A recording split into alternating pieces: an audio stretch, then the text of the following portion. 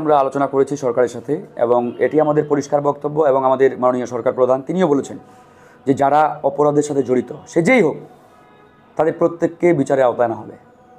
শুধু পুলিশ না, একই সাথে সরকারের প্রজাতন্ত্রে যারা নিয়োজিত সচিবালয় থেকে শুরু করে ইউনিয়ন পর্যন্ত প্রত্যেকটা অপরাধীকেই আমরা বিচারের আওতায় নিয়ে আসবো এবং বিচারের মুখোমুখি করব।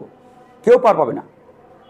এখন যারা খোলস পাল্টিয়ে নিজেদেরকে রং বদলিয়ে ভিন্ন কিছু প্রমাণের চেষ্টা করছে, আমরা তো চিনি জানি এবং প্রত্যেকের রেকর্ড আছে, তথ্য আছে।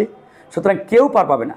যদি কেউ মনে করে থাকে রাতারাতি আমি পোশাক পাল্টিয়ে এখন আন্দোলনকারীদের পক্ষে হয়ে গেলাম, বাংলাদেশের পক্ষে হয়ে গেলাম, দেশপ্রেমিক হয়ে গেলাম, এটার সুযোগ নেই। 5-এর জুলাইয়ের আগস্টের আগে প্রত্যেকের আমলনামা আমাদের হাতে আছে। 5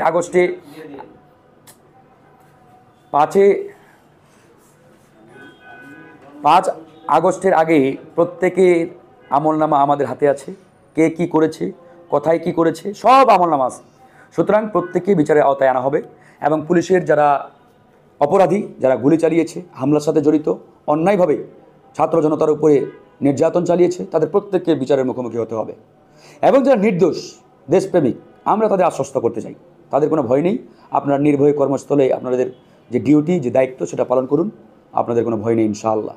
আমরা আপনাদেরকে নিয়ে সুন্দর একটি বাংলাদেশ বিনির্মাণ করব। আপনাদেরকে নিয়ে আগামীর বাংলাদেশ আমরা পরিচালনা করবো ইনশাআল্লাহ।